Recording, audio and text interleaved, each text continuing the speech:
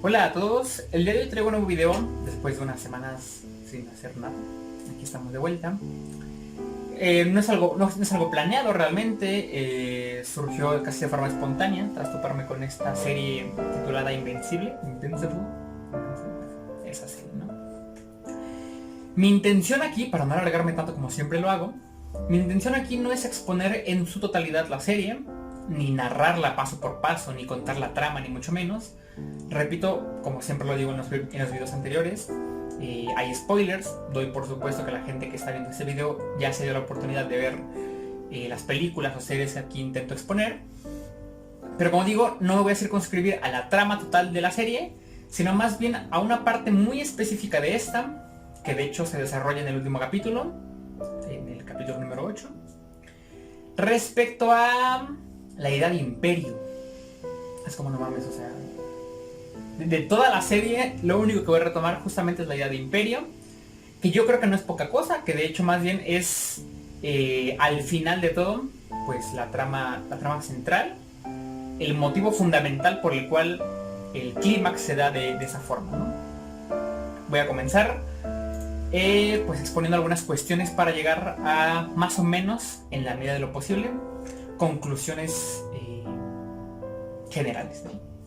Bueno, nada más para contextualizar Invincible, bueno, cuenta la historia de un superhéroe, es una ciudad, un país, no tengo idea, no lo mencionan, un planeta, donde hay superhéroes, por consiguiente hay supervillanos, pero bueno, gira en torno a Omni-Man.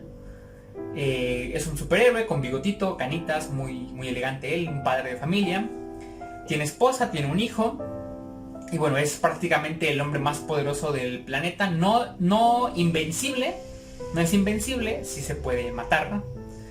Pero es prácticamente el superhéroe más poderoso que existe. Y prácticamente la trama se desarrolla cuando su hijo, que él sí es invencible, nada más de nombre, porque no es invencible de facto, desarrolla poderes, ¿no? Entonces su hijo practica con su padre los poderes que acaba de descubrir, que le acaban de salir, no tengo idea, y se introduce en esa dinámica del superhéroe, ¿no? Yo creo que es bastante curioso cómo él se da cuenta que la noción de superheroísmo no es aquella que en un primer momento él concibe, ¿no? Se da cuenta que realmente no puede salvar a tantas personas como le gustaría, y que la realidad es a veces mucho más cruel de lo que él se imaginaba, ¿no? Repito, para no contextualizar todo esto, les invito a que vean la serie. Me voy a ir directamente al último capítulo. Bueno, este Omni-Man se desquicia, mata a sus amigos, mata a los otros superhéroes, y cuando se topa con su hijo, cuando se encuentran, Omni-Man le dice a Mark, que se llama el tipo, su hijo, los motivos de por qué él está aquí. Él le dice que viene de Viltrum. Viltrum es un planeta, y empieza a contar que bueno, crearon una civilización perfecta. Se ve el lugar así con una tecnología impresionante, unos paisajes muy bellos, y Omni-Man dice, pero se necesita de toda nuestra fuerza, determinación y coraje para hacerlo. Prácticamente entre todos los habitantes de dicho planeta, que cuentan con superpoderes, se empezaron a atacar y destruir mutuamente, de tal forma que solamente quedaron aquellas personas con capacidades físicas, y quiero creer que intelectuales, lo suficientemente desarrolladas como para poder habitar dicho planeta, ¿no?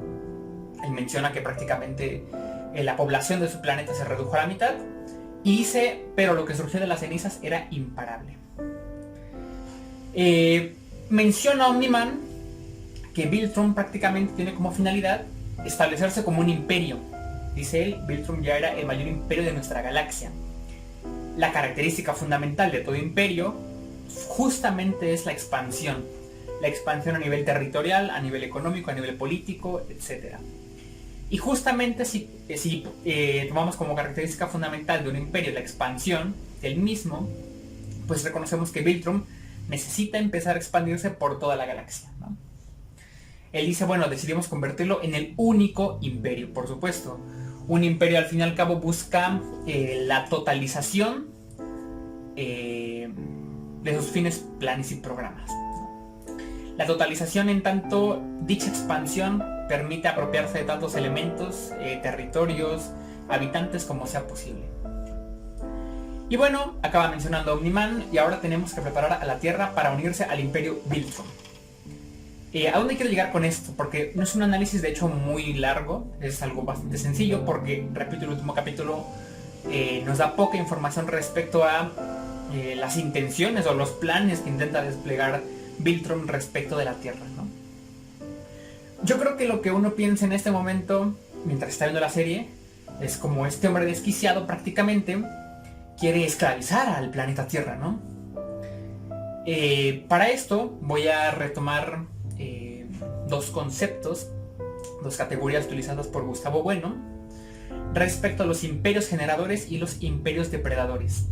Porque normalmente la noción de imperio se contempla muchas veces de forma unívoca, como si significara una sola cosa, ¿no? Pero en este caso Gustavo Bueno hace la distinción entre imperios generadores e imperios depredadores. Bueno, en términos muy generales, la característica fundamental o las características fundamentales de los imperios generadores, como todo imperio, por supuesto, en un primer momento sería la expansión territorial y el establecimiento de planes políticos y económicos en una nueva población.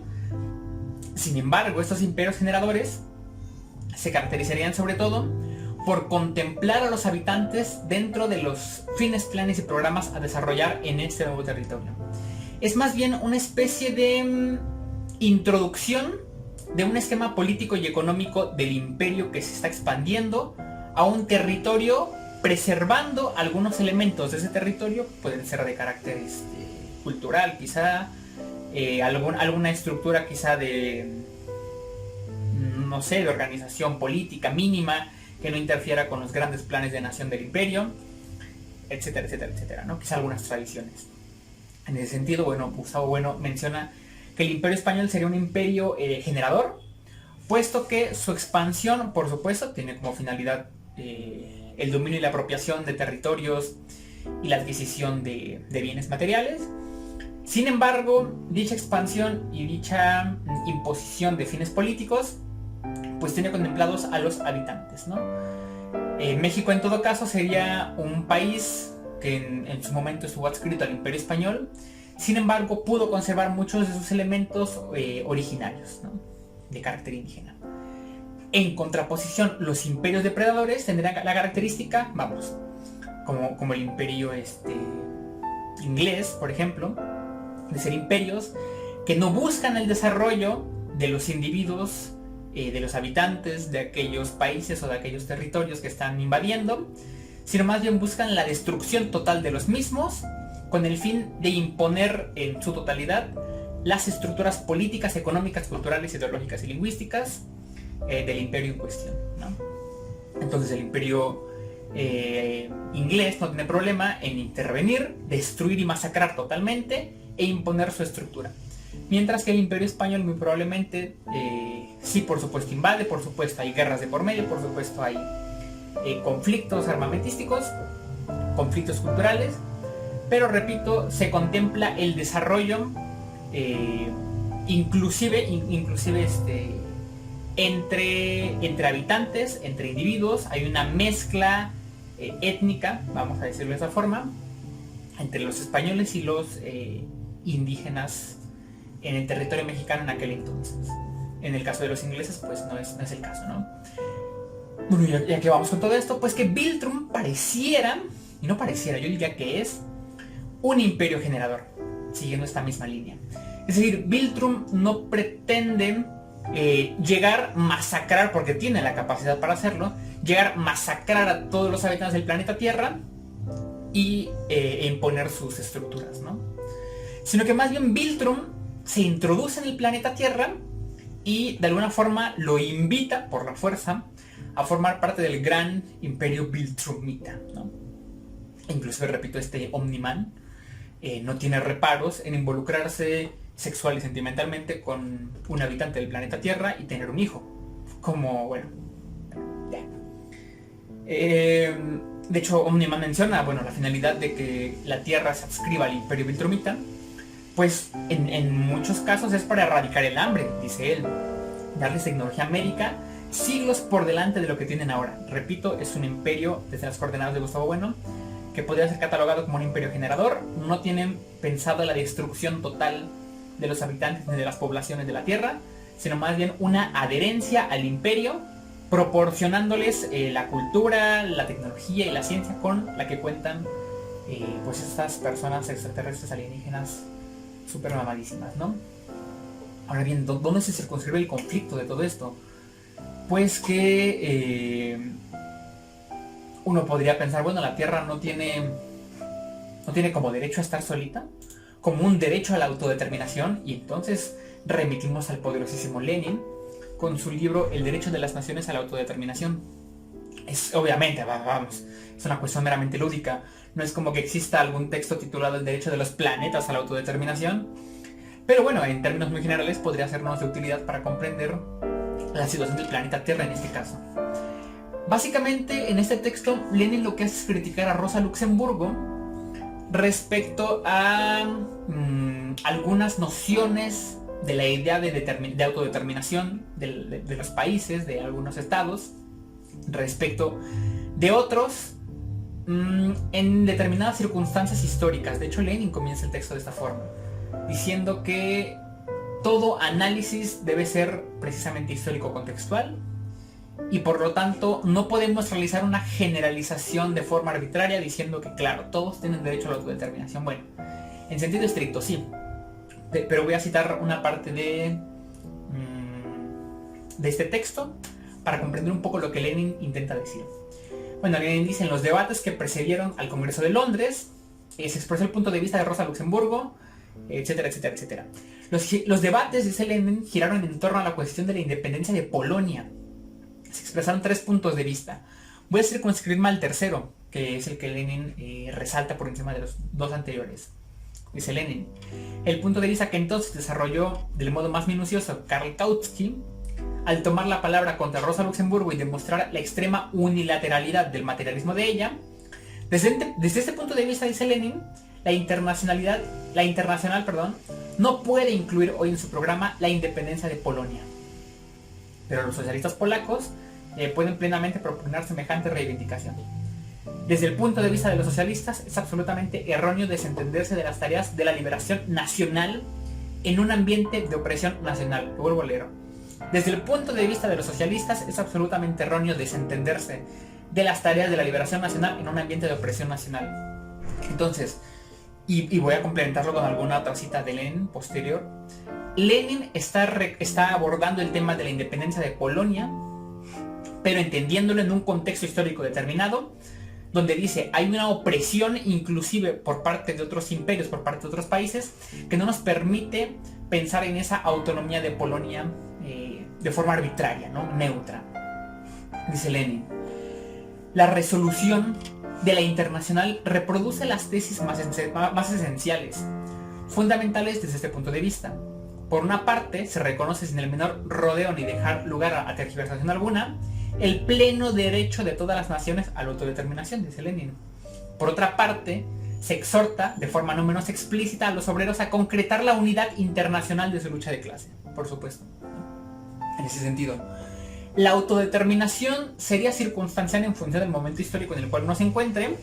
Y claro, a ver, si a Polonia se lo están peleando algunos imperios, pues no es como que yo como Unión Soviética me encuentre en la posición más adecuada para decir, claro, Polonia, sé libre, ¿no? Porque la pretendida libertad de Polonia, lo menciona Lenin con anterioridad, de alguna forma se reflejaría en la adherencia a otro imperio, en algunos casos inclusive depredadores quizá, mismos que le proporcionarían elementos de carácter material, económico, político, armamentístico, que permitirían en dicha expansión ganarle a algún otro imperio, ¿no? Entonces, en esta dialéctica de imperios, dialéctica de estados, dialéctica de clases, esta autodeterminación no es tan sencilla como en un primer momento se pretende hacer ver, sino que más bien es circunstancial. De hecho, posteriormente Lenin dice, bueno, no podemos decir lo mismo de Irlanda. O sea, pensar que la autodeterminación de Polonia es exactamente igual o analogable a la independencia o autodeterminación de Irlanda, pues es insensato, ¿no? hay que analizar las condiciones particulares e históricas donde se exige esta autodeterminación. Bueno, en ese sentido, pues no lo sabemos. Quizá algún otro imperio de carácter universal que le esté comiendo el mandado a los Viltrumitas, pues también le esté echando el ojo a la Tierra, ¿no? Entonces la Tierra es la Polonia. La Tierra es Polonia, donde el imperio Viltrumita es la Unión Soviética, y algún otro imperio que no nos han dicho puede ser, no sé, Estados Unidos o el imperio alemán, si quieren verlo de esta forma. Voy a citar otra parte de este texto de Lenin, que creo que puede complementar perfectamente esto que acabo de mencionar. Dice Lenin: hay gentes a quienes les parece contradictorio que esta resolución, al reconocer en su punto cuarto el derecho a la autodeterminación, a la separación, parece conceder el máximo al nacionalismo, dice Lenin. En realidad, en el reconocimiento del derecho a la autodeterminación de todas las naciones, hay un máximo de democracia y un mínimo de nacionalismo. Y en el punto quinto, previene a los obreros contra las consignas nacionalistas. Bueno, eso ya es relevante. En ese sentido, apelar a un separatismo o a la autodeterminación sin contemplar los imperios aledaños, por así decirlo, o los imperios contra los que uno se enfrenta, es de alguna forma debilitar la potencia nacional y como imperio a la cual uno se puede circunscribir, ¿no? Vamos a ver, que no puede uno quedar flotando en medio de una dialéctica de imperios o dialéctica de estados. Tiene al fin y al cabo, pues si no es por gusto, por la fuerza, adscribirse a uno de estos. Ante todo esto, pues Mark, el hijo de este Omniman, se encuentra como en una crisis bien canija, porque dice: oye, ¿qué onda? O sea, está chido tu imperio, pero Mark no lo sabe, porque Mark seguramente no ha leído a Lenin, o no ha leído a Gustavo Bueno. Mark no ha leído a Marx. Entonces él dice: oh por Dios, no me importa tu imperio, me importan las personitas de mi planeta. Y Mark le dice a Omniman, su padre: mamá es insignificante. A lo que Omniman, de forma cabroncísima, le responde: en el gran esquema de las cosas, pues sí lo es, ¿no? Todos aquí pudimos decir: qué culerísimo el Omniman. Pero no, es lo más sensato que pudo haber dicho. Pero no es una cuestión personal o una cuestión exclusiva de que su esposa, la madre de Mark, sea insignificante, sino que todos los habitantes de ahí son insignificantes como individuos, por supuesto. En una gran dialéctica de estados, el habitante, el individuo, es insignificante para el gran plan de nación. Es un ego individual contra el potente ego trascendental que rebasa generaciones, que rebasa al individuo y sus planes de acción pues individuales, ¿no? Vamos, que Omniman ya después se pira y empieza a tirarle caca a la Tierra, y es como: oye, tranquilo viejo, pues, déjanos vivir a nuestra manera, ¿no? Y dice él: bueno, no quisiera seguir en este planeta, no a esta excusa patética de civilización. La cuestión es que Omniman, ya sea al final y para ir cerrando esto, dice: ser parte del imperio hará que la Tierra sea mejor de lo que es. Mark dice: bueno, ¿y qué pasa si no queremos? ¿Qué pasa si nos resistimos a ser parte del imperio Viltrumita? Omniman le dice: pues para eso estamos aquí, para evitar que se resistan. Pueden ser, me encanta cómo le dice, pueden ser parte de algo más grande o morir. Bueno, aquí ya va rompiendo, o no sé hasta qué punto. Yo diría que va rompiendo. Bueno, nos faltan elementos para ver qué tan en serio lo dice, porque estaba muy amputado, ¿no? Pero aquí pareciera que va rompiendo con la noción de un imperio generador, porque no lo sé. Es como si Omniman pensara en la apropiación territorial, por supuesto, de todo el planeta Tierra, y con esto brindarles a los habitantes de la Tierra tecnología, comida, vamos, todo para que sea un lugar mucho mejor. Pero dice: pues si no quieren, pues los destruimos, ¿no? Y es como: oye, pues qué tan necesario es, no lo sé. Repito, a menos que en la gran dialéctica universal del imperio galáctico hay algún otro imperio depredador agresivo que le esté comiendo el mandado a los Viltrumitas, yo no entiendo por qué habría que destruir la Tierra. A menos que igual se emputó demasiado, no lo sé. Pero bueno, creo que es una cuestión bastante curiosa esta que Omniman menciona. Repito, ya es el último capítulo. Yo creo que uno es más susceptible de identificarse con Mark o con la mamá de Mark, porque sus análisis son más bien de carácter individual, ¿no? Yo como individuo pues no tengo nada que ver en aquel plan del imperio o aquel plan gigantesco de nación por el cual tú estás peleando, así que pues no me interesa, no es de mi incumbencia, ¿no? Sin embargo, bueno, Omniman también, el tiempo de vida que llega a tener, que son miles de años al parecer, le permite contemplar un desarrollo humano, en el caso del planeta Tierra, y extraterrestre, en el caso de su civilización, mucho más amplio, generacional, que trasciende la vida insignificante, dice él, pues de estas personas, ¿no? Nociones aquí bastante curiosas respecto a la idea de imperio, que yo intenté plantear desde, en términos muy generales, desde algunas nociones de Gustavo Bueno, quizá algún texto de Lenin por ahí, que repito, pues desde Lenin habría que tener más elementos de carácter histórico, de carácter contextual, universal en este caso, a ver si hay algunos otros imperios universales que también están en pugna con el imperio Viltrumita, pues para hacer un análisis mucho más minucioso. Estoy seguro que saldrá una segunda temporada, porque al final pues Omniman, a pesar del gran, porque Omniman se ve que sí leyó a Bueno y leyó a Lenin y leyó a Marx, a pesar de todo eso, pues es un mamífero. Omniman parece, porque respira y hace sus necesidades y todo. Y por lo tanto pues también tiene necesidades de apego, ¿no? Entonces el apego por su hijo le hace decir, ah, la madre, la cagué. Y sale volando, sale muy triste. Y pues ya. Entonces mi emoción por mi hijo me hace perder de vista el gran motivo por el cual estoy aquí, que es mi imperio Viltrumita. Pero bueno, eso será para otra cosa, eso será para otro momento. Creo que es todo.